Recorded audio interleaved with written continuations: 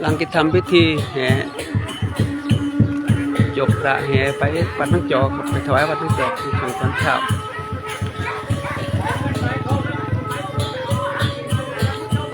ทำบุญใหญ่วันนี้เป็นบุญแห่พระเข้าวัด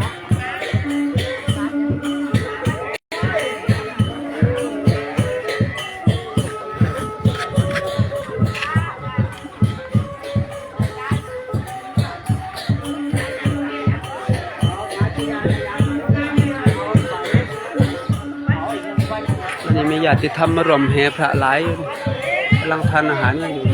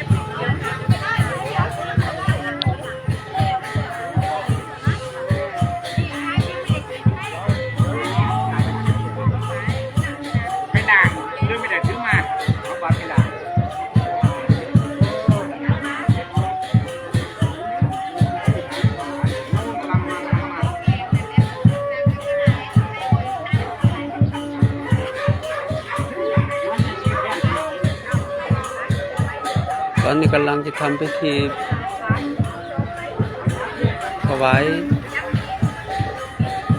พระพุทธรูปนะครับก่อนที่จะแห่ไปวัดน้ำจอกจะถวายวัดน้ำจอกขอมาพระคุณเจ้าก่อน เ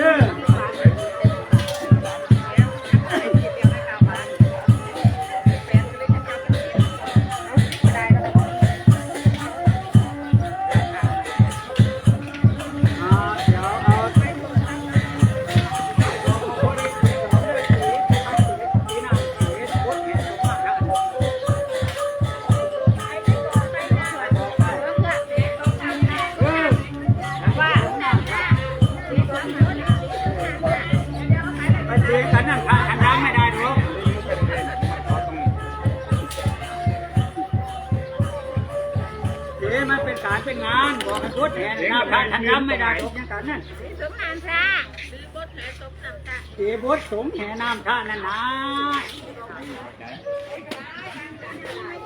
ขาวนอกขาวในก็ถือไปทั่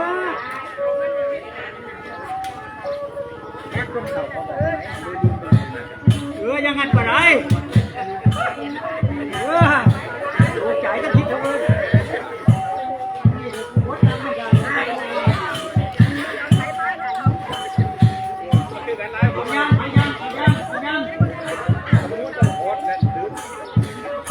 เอาเปลี่ยนที่มานั่งตรงนี้